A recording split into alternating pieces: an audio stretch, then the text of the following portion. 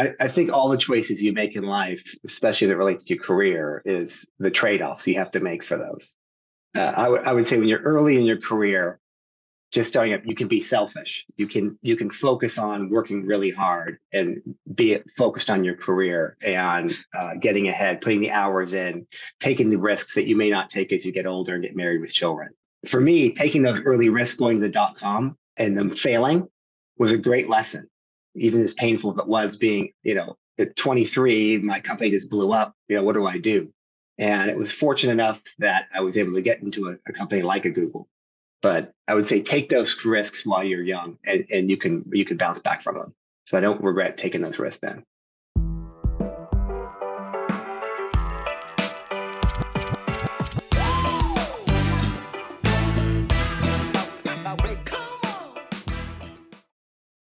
Welcome to the show. Thank you for listening. And this is one to share with your friends. We've got Andrew Reid, who was the 350th person hired at Google. Number 350. He's been through a bunch of tech startups with big payouts.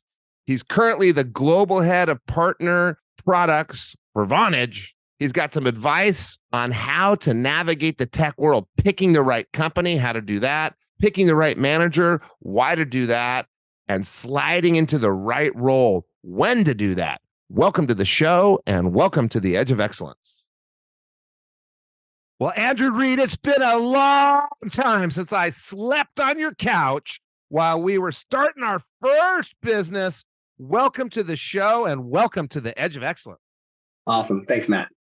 Well, I appreciate you taking time away from Google. And just before we even get to what your definition of excellence is, if you want to go into tech and you want to go into business, how about being the 350th employee at Google? That's what Andrew was.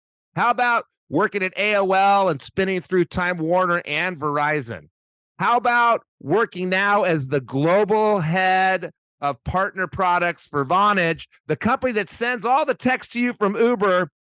It's part of it's software for telecom. How would you like to go through? Let me see here. 1, 2, 3, 4, 5, 6, 7, 8 different jobs, and every time get a boatload of cash because you were so instrumental. Well, that's what Andrew's done, and we're going to talk about how. But before we do, Andrew, we got to go and figure out what is your definition of excellence. Is it going to UCSB, or is it more than that? Well, UCSB was a good start for sure. Yeah, I definitely enjoyed my time there. But I would say it changes as you age, and I'd say now that I've spent 20 plus years in the tech industry in my career. For me, it's more about having a more holistic view of excellence, not just about your career. It's about, having a happy life, building strong relationships with others, and having a sense of purpose and meaning in your life. And, if you can look yourself in the mirror and say, I really love what I do and who I am, then I think you've reached it.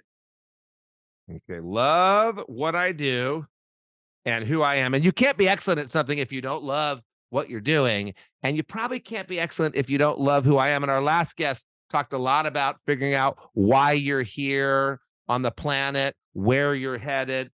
You've got to figure that out, what you stand for. And there's people out there that maybe have made as much money as Andrew, or maybe they've even made more, but probably not that many that made more, but they don't love who they are. Well, that's not excellence. That's not happiness. That's just getting through.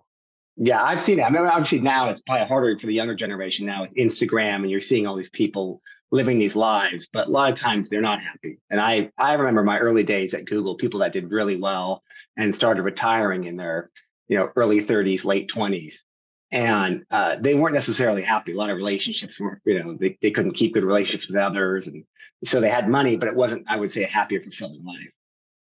Yeah, and for a season of this podcast, by the way, I tried to dispel the myth of retiring at 35. You may not know this, but the Gen Z generation, there's a big contingency that is working to retire by 35. So I've had a few guests on that sold their companies or whatever, and you always go do something else. You can't retire when you're 35 because that's not aligned with who you are. That's not aligned with your values. If you're listening to the show, you want to keep going. Yeah, I agree. Yeah, I think, even with the success that I've had, I didn't want to retire, right? I need the mental stimulation.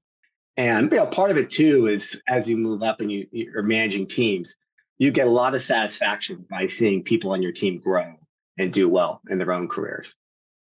So let's go through your career and then come back to how you get there. So you go to one of the greatest schools in America. It's only ranked number 32. 32 is pretty high, but really it's in the top 10 schools in America. UC Santa Barbara, on the peninsula, surrounded by ocean, where, I mean, you and I weren't even the most beautiful people there, hard to believe. Just people even more beautiful than us. Yeah. People striving to help the environment and help the world. So you're at UCSB where we met, and you worked at CollegeWorks, which we'll get into for a second. Then you go into commercial real estate sales at Grubb & Ellis. And then you decided, hey, and this happens a lot. People start off with their career and it's not the right career. Why'd you decide to go from real estate to .com startups? Yeah, it was interesting. After college, I knew I enjoyed sales. I did CollegeWorks for 3 years, so I felt like I had a lot of the skills to be successful in sales. So I figured, what's the best career I could start off with? Originally I thought I'd be going into finance because I was an econ major, and I studied a lot it being finance. I'd be going to stocks. And then I said, hey, let's try commercial real estate. I did that for a couple of years, and this was all happening around the time of the dot-com boom. So maybe some of your listeners aren't we're too young to remember those days. These were the days when you would have companies like AOL going public and getting $100 billion valuations. The days when Yahoo was the leader online, and a lot of startups were being funded, and the valuations were insane. And so when I was working in commercial real estate for about a year and a half, funny enough, one of my friends from CollegeWorks got into the dot-com area, and he acted as a reference for me to come into a startup. And so it was really showing you the importance of building your network at a young age, because without that connection, I don't know if I would be where I am today. So that one decision, Steve. Oh, Steve Jan did it? Yeah. Shout out to Steve. Is he still married to that wonderful, wonderful woman that he dated in high school? Yes. God, she was so cool. Yeah. Well, shout out. What's her name again? Don't laugh. I don't remember her name, dude. I'm 51 years old. I've had a rough life. Jen, that's right. Jen is her name. Yeah. Shout out to Steve and Jen for changing Andrew's life. Although you would have been wonderful at Grubb & Ellis, and commercial real estate sales is a wonderful career. You see, you have these goals. You want to conquer the world. You've got these skill sets that you figured out you had in college and developed in college at CollegeWorks. And you see the grass is greener. You got this friend, Steve, who everybody loves Steve. Everybody always loves Steve. And you're going to go work in that company with him. He brings you in, and you work together in the first company. Yeah, we did that for maybe a year and a half. And then of course, the dot-com blow up happened, and all these companies ran out of funding, and the company was on shaky ground. And eventually it died. It was sold, but at a loss, so we didn't make any money there. But luckily, I was able to literally get recruited by a little company called Google. And so Steve went one way, and you went to Google. That's right. Yeah. Okay, so before we get into the Google and we get into that other stuff, I do want to flag one thing. Mike Profant's one of my business partners. We have our commercial construction company together. Mike Profant, I think, slept on your couch back in the CollegeWorks days. I slept on his couch, by the way. I helped him the early days of him starting that business. Okay. Then Steve was a manager the same time you were a manager, and then a DM the same time you were a DM? I was his DM. Both him and Mike, I was the DM. Oh, you were Mike Profant's DM? Yes. Wow. Okay. So you're there. I'm sleeping on your couch. You got Mike Profant and Steve. I was Adam's DM. You guys all became friends in, this must have been like 1994, 95. Yeah, something like that. And I know it's around there, and because I graduated from college in 94.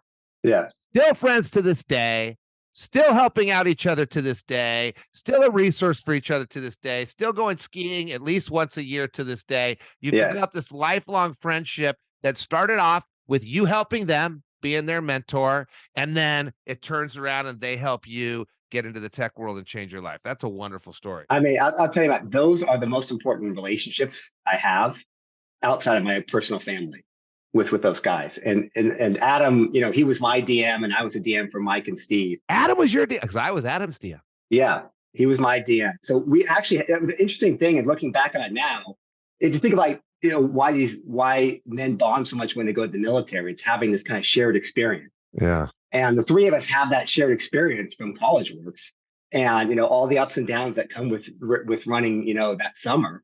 And we all became DMs over time, and the friendships I have to this day. It's and just a great set of guys.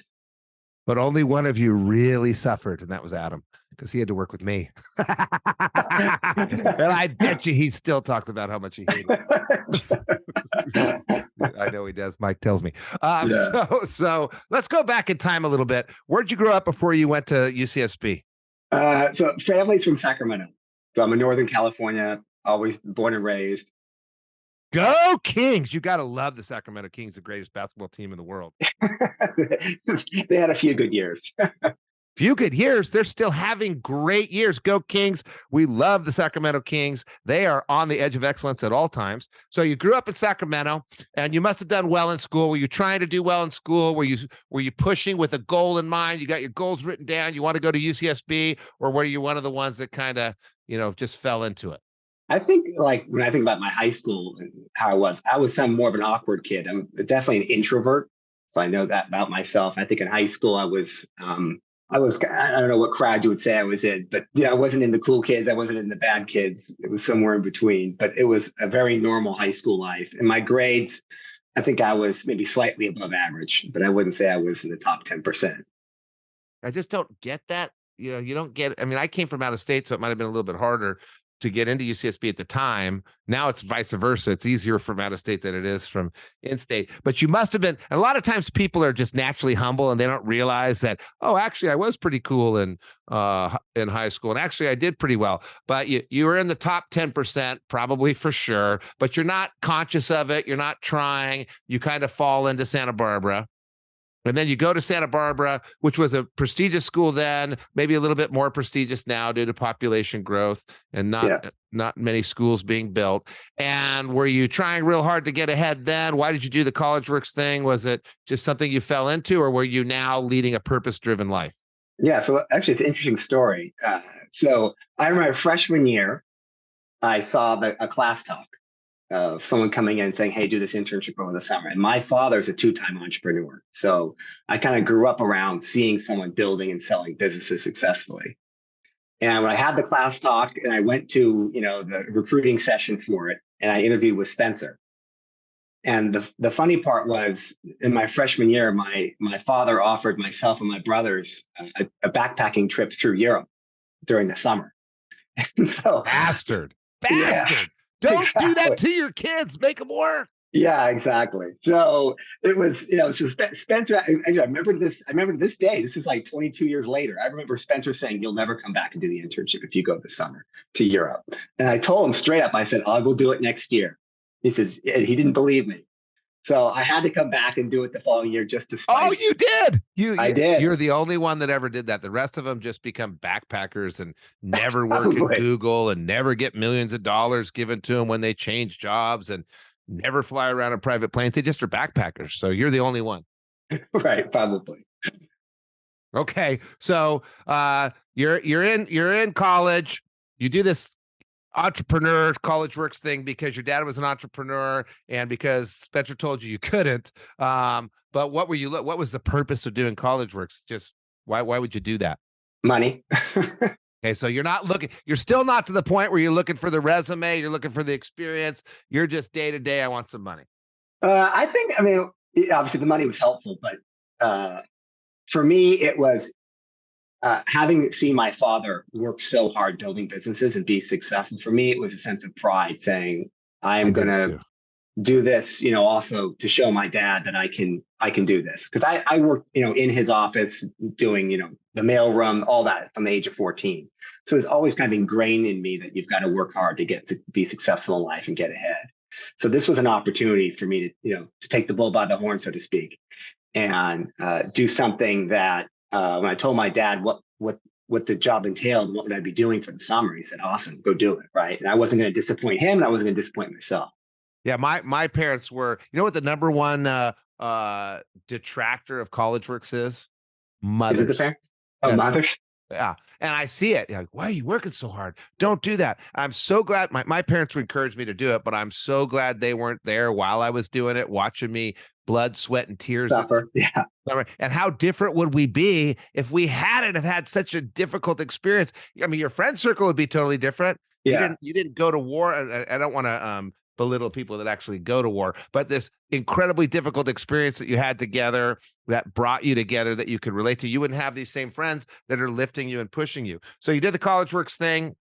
You come out of the College Works thing, you slide into commercial real estate because you figured that's where you get the most money, I assume. And then you're in commercial real estate, and Steve says, hey, I bet you could make more money in this .com thing. And then the whole world blows up. And for 20 years, you're working at Google. So what were you doing at Google? What skills did you need? Where'd you get those skills? So, yeah, so I worked at Google for roughly 8 years, and I left for other roles. But it felt like 20 years. It did, yeah. By the way, this is my podcast. We don't correct the host. Do you just go with the 20 years? People aren't paying attention. They wouldn't have heard that. All right, fair enough. Fair enough. All good. But after 30 years at Google, go ahead. Yeah, I'm not that old. that I will correct you on. But so when I got to Google, when I joined, there was no ad business. They didn't have ads. We were making all of our money by licensing our search technology to Yahoo, which was the leading portal at the time. And my role there when I first started was working on the enterprise business, selling our search services to the Fortune 500 companies. That's what I was doing. And only after they would private label it or something. Exactly. It wasn't free Google back then. You paid a service fee to use Google search. It was for the internal usage of these companies. Okay. So if you have, if you're like a big company with lots of documents, how do you find what you're looking for? So we would sell software that would run inside of a network of a company. And so I did that for a couple of years, and then the ad business took off, obviously with the AdWords and everything else that Google's come out with. And I switched roles within Google to do partnerships and distribution. And so one of the big accomplishments I had there was launching Google Chrome. So if you ever bought a PC and it had Google Chrome on it, it was probably because of a deal that I did at one point. Okay, so you're going to meet with the people at Dell. You're going to meet with the people at back then Gateway. Yes. And you're having them put Google Chrome in instead of the Microsoft competitor. Correct. Which we don't mention their name. Is it Internet Explorer? It's fine. Yeah, Internet Explorer. But I mean, the little interesting about business is, it's because Google got those access points, so search access points, and the default search made them the leading provider of search and helped us beat Microsoft and Yahoo. Okay, so you're over at Google. You've gone from selling paint jobs and hiring painters to now selling B2B. You're in with the big players, the computer makers. How did you translate those skills? What skills did you need to be successful at the foundational start of Google, and where did you get them?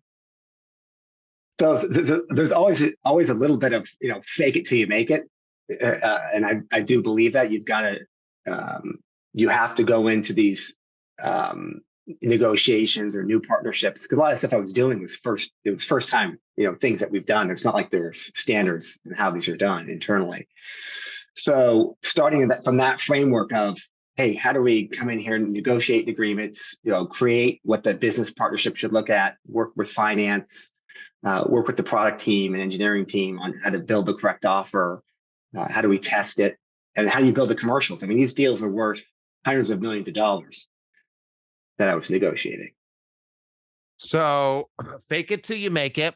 You move from Google to AOL. If people don't know what AOL was, what AOL is, AOL was the service. You would go to AOL to be able to go online, and you had to have a membership. What was it called back then? I forget the name of those services. CompuServe was the other one back then. But what was it called? Internet service providers. I mean, it was an internet service provider. And now, what is the internet service providers today? We just plug in our computer. Well, it's Comcast. It's any of the cable the cable companies, the phone companies are sending you the internet. Back then, you actually had to go onto your computer and log on to this provider to get to the internet. And AOL was the big player. It was bought by Time Warner and then instantly became worth nothing, and nobody knows what it is anymore. And you you jumped ship and moved through some companies that people maybe haven't heard of before. ABG, Cementech, Vonage we've heard of before, but don't really understand. And now you're the global head of partners product. So give us just kind of a hint on, you always move up, you're moving over and up and over and up, collecting a big bundle of money every time you do. So when you're in tech business and you're getting stock options and you pick the right company like a Google that grows and the stock goes from $300 to $30,000 a share, or whatever happened if you didn't take all the splits in there, you get paid. So you're getting paid each time.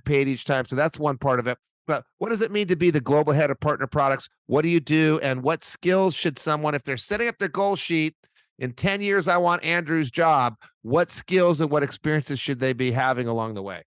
Besides college works, the most important. Right. So I would say, the skill sets that I work with now are certainly sales is the foundation, and having good communication skills. I think that's foundation for any job that you have, and you can get that from college works and grow from there. I think it's learning how to be clear and concise with people. It's how to manage teams. It's how to recruit, and it's also your personality. So like one of the things that I look at like in my own teams is it's not when I do my annual reviews of my own team, I always look at what you accomplished and then also how you accomplished it. And those are both important. And what I mean by the second one is nobody wants to work for a brilliant jerk. Can you leave a company on good terms? Because I have, had multiple jobs throughout my career. And when you're at a company, would the team say that you're one of the best managers they've ever had? And one of the metrics that I use for that is looking at the employee engagement survey results that we get every year from a company. And I've always been in the top 20% of the company, of all the companies I've been in. And I think that's a testament to really showing that you care about others and you care about their success.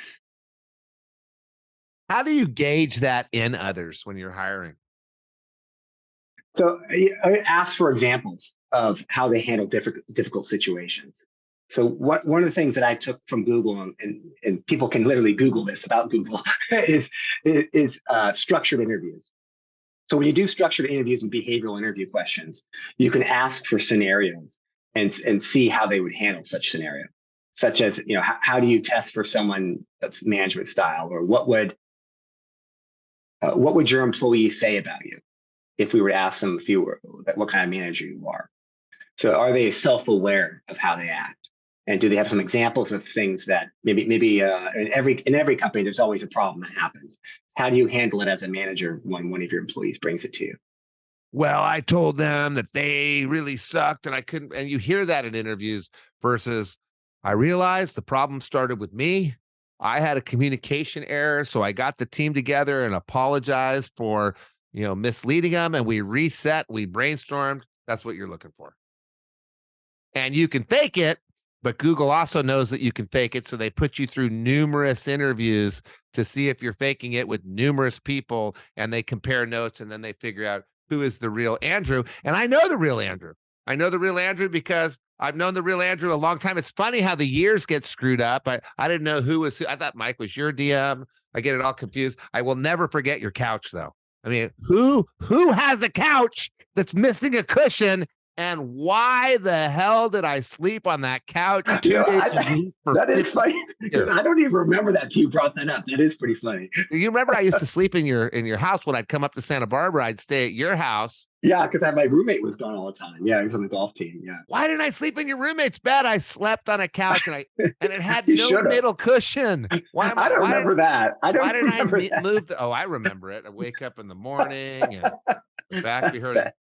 But so if we look at those skill sets that you just listed off, and they seem, that's pretty obvious. I need to have communication skills. You said clear and concise, though. I want to highlight not just good at talking a lot, clear and concise. I need to be good at recruiting people. Yeah. And you heard him talk about scenario recruiting, how he interviews. You can Google how Google interviews, and management experience. What's the personality like? Deep down inside, you've always been the same guy. You've always been that caring guy. You've always been someone trying to help others get ahead. You've always been someone that's trying to help yourself get ahead.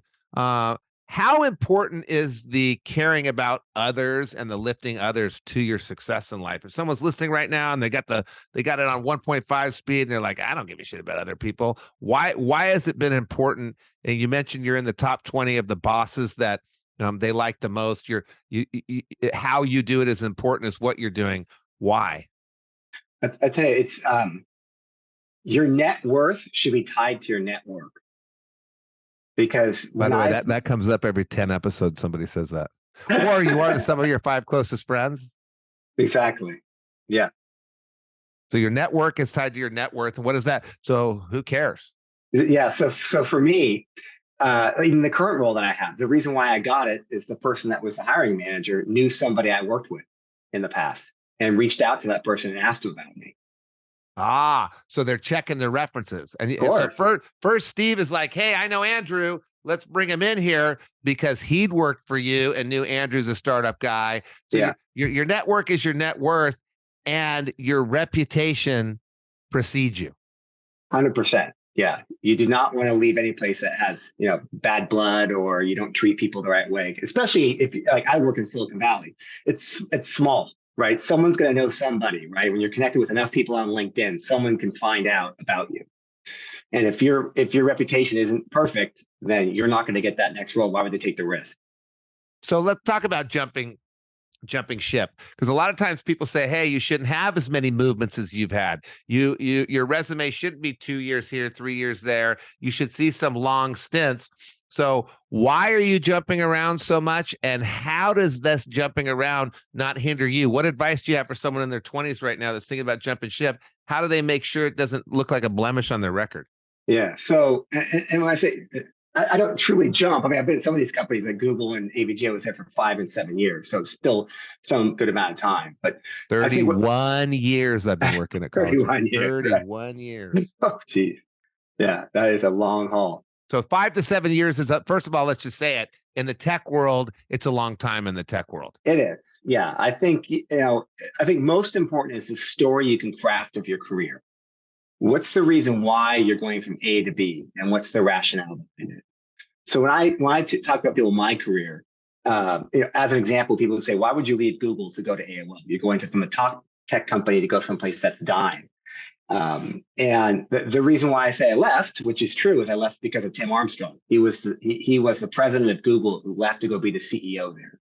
And I'm a big believer in following the right people. And so he's a very, very strong leader. I knew if I followed him over to AOL, the company would do well. And for my own career, I tell people I know what good looks like. I mean, going from Google from 350 to thousands and tens of thousands of employees, I've seen what hypergrowth looks like and what good looks like. But going to a company that's failing and try to do a turnaround, I said, this is a great way for me to learn. How would you handle a company in that scenario? What's the difference? AOL was failing when this person jumped over? I mean, so the whole point of when I joined AOL, I mean, it was known as the worst acquisition of all time, right? Time Warner bought it for $100 billion and spun it out for a couple of billion, right? I mean, they lost 97% of what they bought it for. So it's certainly one of the worst tech acquisitions of all time. And so going there with a new leader, trying to turn it around, and this is turning around everything from the culture to the products to the sales. I figured there's no better opportunity in my career to learn, like, what is it like to actually do a true turnaround? And that's why I went there. Okay. And then why'd you leave? I actually got headhunted out. So it wasn't like I was trying to leave. I got headhunted out to go to a company called AVG, which was a small, at the time, a small European company that was in antivirus software, mostly for consumers. But why would you leave AOL in the middle of this turnaround? So we did do this round. We did a spin out, and so we had shares. So I would say cashed out, but I essentially cashed out as part of the spin out as a publicly traded company again. And then when I got headhunted in for this next company, I got pre-IPO shares again. Okay. And with so they made you an offer you couldn't refuse. Pretty much. And why do you get an offer you couldn't refuse? If you're listening right now, like, I love Andrew. I haven't talked to Andrew in a long, long, long time. I've been excited about talking to Andrew. What are we doing right now? We're kind of working now. We're not getting paid for it, but this is kind of work we're trying to share with people. We have an objective in mind. We want you all to learn and grow. Like, yeah, I even go tell Jill, guess who I'm talking to? I'm talking to Andrew. She hasn't seen Andrew for, I don't know, 20 years. It's been a long, long, long time. So you get grabbed because of what he's already said. He's paying attention to the wake behind him. He's paying attention to lifting people. He's paying attention to being in the top 20 bosses in every company he's in. He's paying attention to not just what he's doing, but how and why he's doing it. So you moved to ABG, and what'd you do there? So ABG, I built out the whole freemium business model. So there, they had a free product that we were trying to monetize it online. So this was, how do you convert users from free to paid, and how do you build features, paid features that people are willing to pay for? So we were the largest consumer security product outside of China when I was there, with over 150 million users globally. And taking that, generating revenue enough that we could then go public. So you spin it out, you go through an IPO, another ching, another experience. So you got the experience of growth, you got the experience of turnaround, you got the experience of IPO, and you leave there because someone gives you an offer you can't refuse? Well, partially. This one got acquired. So we ended up getting acquired about 2 years after we went public. Okay. And so as part of the acquisition, I cashed out with the acquisition. And then again, actually, Steve was at Symantec and brought me into Symantec. Boom. Back to the relationship from when he was 20 years old. Yes. Couchless apartment that I didn't even know you had a roommate at. I just thought you had a 2-bedroom apartment. I still don't know why I didn't sleep in the other room. Probably his roommate was gross. So you're maintaining your relationships. So what have you done to maintain your relationships with Adam, Steve, and Mike since you guys were 20 years old running a dumb painting company together? And now, by the way, Steve's got his own plane. What's company does Steve work with? Well, he's actually private equity now. So he's doing with his own equity. With his own equity? Partially with his own equity, for sure. So Steve's made so much money. He has a private equity firm and a plane. Mike's, we did a show with him, doing great, has a plane. And by the way, I don't measure things on wealth. I measure things on love, but people that listen like the plane stuff. Adam's crushing it. What did you guys do to kind of stay in the hunt with each other, stay close to each other? Even though you lived in different cities and different places, how do you maintain that relationship that you developed going through the trenches at CollegeWorks together? Yeah, I think that what I look forward to every year is our annual ski trip. Is it only one? Is it one ski trip a year? Well, so it started off as one, and it pretty much is. Officially, we have one a year, roughly around the same time, February, March of every year. And, we pick a different location somewhere in the U.S. every year to go for like 3-4 days. Why not Canada? I know. So we've done Whistler. We've done Whistler. Revelstoke. I know. You're right. We it's on the list. Oh, you guys aren't that good at skiing, though. So maybe Revelstoke's above your level. I know you guys are kind of blue-black. You're not quite at the Revelstoke level. Well, so you're at Vail, you're at Park City. So you do this trip. Keep going. Yeah, and so it was great. As grown adults now, men, right, with children, that it was great to kind of all grow up together as almost brothers, right? And we talked about business and our different challenges, and we each had different perspectives, and so it's almost like partial therapy, like business therapy, these trips where we can talk about some challenges that we're facing within our careers and get feedback from people that really care about it. And it's been super valuable to be able to do that every year and really enjoy those times. Yeah, because you are the sum of your 5 closest friends, which you already mentioned. Excellence is holistic. Are you happy? Do you have strong relationships? What's your purpose? You already mentioned that. So you have 4 like-minded people that are there lifting each other up, sharing experience. They got nothing to gain. There's not an interest, the end result they're looking for. It's just help the world out, lift the world up. Let's grow with each other. So you see value in each other's relationship. You're delivering value. You maintain the relationship. You go back and you find Steve again. Does he look exactly the same still too? He doesn't look as good as me, but he's not bad. Stevie J is better looking than you, and he always has been, and better looking than me. He's one good looking dude. He does all right. Yeah. And then did he take off the Vonage too, or did you do that? I did that separate. Yeah. So he's still in the private equity space, and he's doing sales for a cybersecurity firm now. Was Symantec in private equity? They were, but they got acquired. So that company got acquired by Broadcom, which is a huge conglomerate. It's 100 billion plus company Oh yeah. that got acquired. But Steve went to a smaller company, the private equity firm bought, and now he's running sales there. Yeah. Henry Samueli's in my YPO chapter. Ah, Yeah. Not Nichols. He's a little bit crazy. And then now you end up in the global head of partner product. What advice do you have for the 25-year-old in the car right now listening? Didn't do college works because they're in a state that doesn't have college works. They didn't even get the chance to do it. But they're working in some tech business because they know they want to be in tech, and one day they want to have global head. What would be your number one advice for someone in their 20s on what they need to do to get to that level? yeah. So if I were to start over, what I would recommend for someone coming out of school is number one thing you should do is pick the right company. That's more important. So, you're supposed to do that with investing too, and I've never done that right. How the hell do you pick the right company? So let me tell you, yeah, and I'll tell you how I did. Because I picked, and let me tell you how the rationale that I used. And so picking the right company means finding that obviously something that's high growth. And if you're young and you don't understand the tech space yet, how do you know which company is good, which is bad? I would use venture capitalists as a proxy for what's good. So when I picked Google at the time, it was not clear Google was going to become what it is today, right? It was making a little bit of money, but it was nothing compared to Yahoo at the time. I went there because it had the two top venture capital firms, Sequoia Capital and Kleiner Perkins, were investors in it. And I figured those investors and the people that were on the board were smart enough to know which company is the right one. So that's why I was excited to go there. Okay. Well, that makes a lot of sense. So you're using indicators. Any other indicators besides where the venture capitalists are putting their money? That's a kind of an easy sign. And venture capitalists make mistakes, but the two top ones don't usually combine to make a mistake. That's right. That's right. Yeah. So the other thing I would say you can do is now they didn't have it when I was starting off, but they do now. All these venture capital firms have their own internal recruiting firms inside the venture capital firms that help hire for their portfolio companies.